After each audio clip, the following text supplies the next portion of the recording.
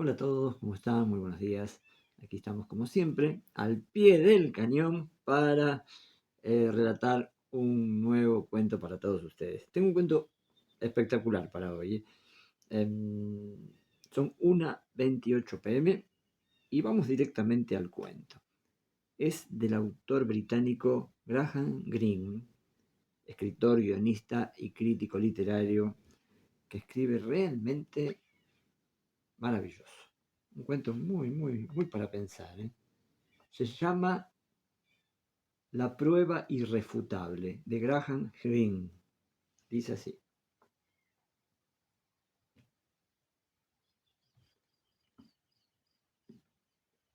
La voz cansada continuó. Parecía vencer enormes obstáculos para hablar. Este hombre está enfermo, pensó el coronel Crayow con lástima e irritación. Cuando joven había escalado los Himalayas y se acordó de cómo a grandes alturas había que tomar aire varias veces para avanzar un paso. La tarima de 5 pies de altura en el salón de música parecía exigir un esfuerzo similar para el conferencista. No tendría que haber salido en una tarde tan cruda, pensó el coronel Crayow, llenando un vaso de agua y empujándolo a lo largo de la mesa de conferencias.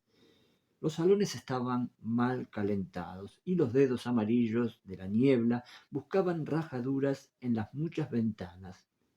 No cabía duda de que el conferencista había perdido todo contacto con su público. Este se hallaba esparcido en pequeños grupos por el salón, señoras mayores que no hacían esfuerzo alguno por esconder su cruel aburrimiento y unos pocos hombres con la apariencia de oficiales retirados que trataban de parecer atentos. El coronel Crayow, en su calidad de presidente de la Sociedad Física Local, había recibido una nota del conferencista hacía poco, más de una semana, escrita con mano temblorosa debido a enfermedad, vejez o alcoholismo. Solicitaba una reunión urgente de la sociedad. Se relataría una experiencia insólita, realmente impresionante, mientras aún permanecía fresca en su mente, aunque no quedaba claro cuál había sido esa experiencia. El coronel Crayow habría dudado en aceptar si no fuera porque la nota estuviera firmada por un tal mayor Phyllis Weber, ejército de la India retirado. Había que hacer todo lo posible por un compañero de armas. La mano temblorosa seguramente se debía a vejez o enfermedad. Cuando los dos hombres se encontraron por primera vez sobre la tarima, se vio que se trataba principalmente de lo segundo. El mayor Weber no tendría más de unos 60 años, alto, delgado y moreno, con una fea y terca nariz y una mirada satírica, el tipo de persona que menos probabilidad tendría de experimentar algo inexplicable. Lo que más disgustó a Crayow fue que Weber usara colonia. Un pañuelo blanco que colgaba del bolsillo delantero de su saco exhalaba un aroma tan rico y dulce como un altar lleno de lirios. Varias de las señoras fruncieron las narices y el general Levitaire preguntó en voz bien alta si podía fumar.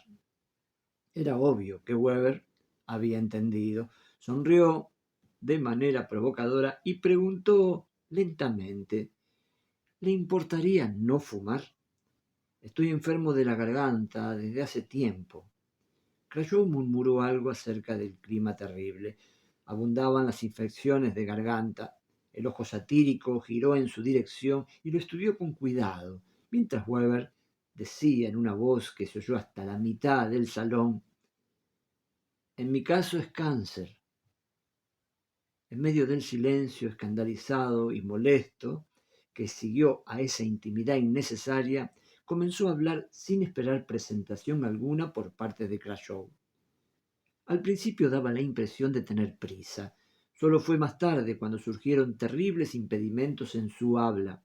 Tenía una voz aguda que a veces llegaba a convertirse en un chillido y que ha de haber resultado de lo más desagradable para sus tropas. Hizo algunos cumplidos a la sociedad local. Sus comentarios fueron lo suficientemente exagerados como para resultar irritantes. Dijo estar contento de darles la oportunidad de escucharlo. Lo que tenía que decir podía cambiarles toda su visión sobre los valores relativos a la materia y al espíritu. Cosas místicas, pensó Crayow. La aguda voz de Weber comenzó a disparar lugares comunes de manera apresurada. El espíritu, dijo, es más fuerte de lo que suponía. La acción fisiológica del corazón y el cerebro y los nervios estaba subordinada al espíritu. El espíritu lo era todo, volvió a decir, con una voz chillona que se elevaba hacia el techo como una nube de murciélagos. El espíritu es mucho más fuerte de lo que ustedes piensan. Puso una mano sobre su garganta y miró de reojo los vidrios de la ventana y la niebla entrometida, y hacia el foco desnudo que chirriaba de color y luz pobre en esa tarde oscura. Es inmortal, les dijo muy serio. Y ellos se movieron incómodos, molestos y cansados en sus sillas. Fue entonces cuando su voz se fatigó y su habla se llenó de impedimentos. La causa pudo haber sido saber que había perdido todo contacto con su público. Una señora mayor que estaba sentada al fondo había sacado un tejido de una bolsa y sus agujas lanzaban destellos contra las paredes cuando la luz caía sobre ellas, como un espíritu brillante e irónico. La mirada satírica abandonó a Weber por un momento y Crayow vio la vacuidad que quedaba, como si el globo de sus ojos se hubiera convertido en vidrio. Esto es importante, exclamó el conferencista. Les puedo contar una historia. Por un momento parecía haber atrapado la atención del público debido a su promesa de algo concreto, pero la inmovilidad de las agujas de tejer no lo tranquilizó. Se burló de todos. Señales y maravillas, dijo. Luego perdió por completo el hilo de lo que estaba diciendo. Citó a Shakespeare y a la epístola de San Pablo, a los Gálatas mientras se pasaba la mano por la garganta. Su habla, al volverse más lenta, parecía perder todo orden lógico, aunque Crayow se sorprendía de vez en cuando de la sagacidad presente en la justa posición de dos ideas irrelevantes. Se parecía a la conversación de un anciano que pasa de un tema a otro, uniéndolos por medio de un hilo subconsciente. Cuando estuve en Simia, dijo, agachando la frente como para esquivar el reflejo del sol sobre el patio del cuartel, pero quizá la helada, la niebla, el salón deslucido le quebraron los recuerdos. Empezó una vez más a asegurar a los rostros cansados que el espíritu no moría cuando moría el cuerpo, sino que el cuerpo solo se movía cuando el espíritu así lo mandaba. Había que ser obstinado, luchar. Es patético cómo se aferra este hombre a sus creencias, pensó Crayow. Era como si la vida fuese un hijo único que se estaba muriendo y con el cual deseaba mantener algún tipo de comunicación. A Crayow le llegó una nota del público. Era de parte de un tal doctor Brown, un hombre pequeño y despierto, sentado en la tercera fila. La sociedad lo consideraba un escéptico. La nota decía: no puede usted poner fin a esto. Es evidente que ese hombre está muy enfermo.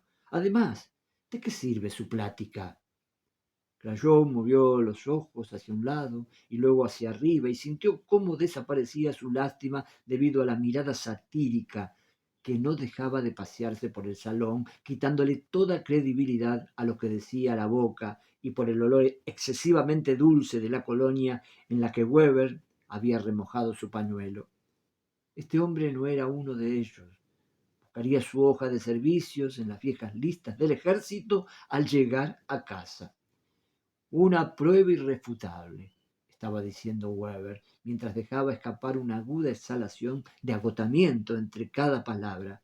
Crayow puso su reloj sobre la mesa, pero Weber no le prestó atención. Se sostenía con una mano sobre el borde de la mesa. Les daré, dijo, hablando con creciente dificultad, una prueba irrefutable. Su voz se volvió cada vez más rasposa hasta callar del todo, como una aguja al llegar al final del disco, pero el silencio no duró mucho tiempo. Un sonido que provenía de una cara sin expresión y que se parecía más a un maullido agudo que a otra cosa hizo despertar al público de un salto. Después de esto, continuó, todavía sin huella de emoción o endurecimiento, con una sucesión de sonidos incomprensibles, un sordo murmullo labial, una extraña nota discordante, mientras sus dedos golpeteaban contra la mesa. Los sonidos hacían pensar en innumerables sesiones de espiritismo, en las medium estasiadas, en los panderos que sonaban solos, en las trivialidades murmuradas por fantasmas, en la oscuridad, en la sordidez, en los salones sin aire. Weber se sentó muy despacio en su silla y dejó caer la cabeza hacia atrás. Una anciana comenzó a llorar nerviosamente y el doctor Brown se trepó a la tarima y se agachó sobre él. El coronel Crayow vio que el doctor le temblaba la mano cuando tomó el pañuelo del bolsillo y lo aventaba lejos. Crayow, consciente de otro olor más desagradable, oyó murmurar al doctor Brown: que se salgan todos, que salgan todos, está muerto. Hablaba con una zozobra poco común en un doctor acostumbrado a todo tipo de muertes. Crayow, antes de obedecer, miró al muerto por encima del hombro del doctor Brown. La apariencia del mayor Weber lo intranquilizó. Durante su larga vida había visto muchas formas de morir, hombres que se habían pegado un tiro, hombres muertos en el campo de batalla, pero nunca esta sugerencia de mortalidad. El cuerpo aparentaba haber sido recogido del mar mucho tiempo después de muerto. La carne del rostro parecía a punto de desprenderse como una fruta demasiado madura. Así que no fue con mucha sorpresa que oyó el comentario en voz baja del doctor Brown: este hombre ha de llevar una semana de muerto. En lo que más pensó el coronel Crayow fue en la afirmación de Weber: una prueba irrefutable. Una prueba, habrá querido decir, de que el espíritu sobrevivía al cuerpo, de que experimentaba la eternidad. Pero todo lo que había mostrado era como si, sin la ayuda del cuerpo, el espíritu degeneraba en 7 días en murmullos sin sentido. Tremendo cuento, ¿eh? Graham Greene. Qué bárbaro. Impresionante. Nos deja pensando, ¿no? La prueba irrefutable. Bueno, después hacemos los comentarios, opinamos, pensamos, reflexionamos y mañana, mitad de semana, miércoles, nos encontramos con un nuevo cuento. Un beso grande para todos.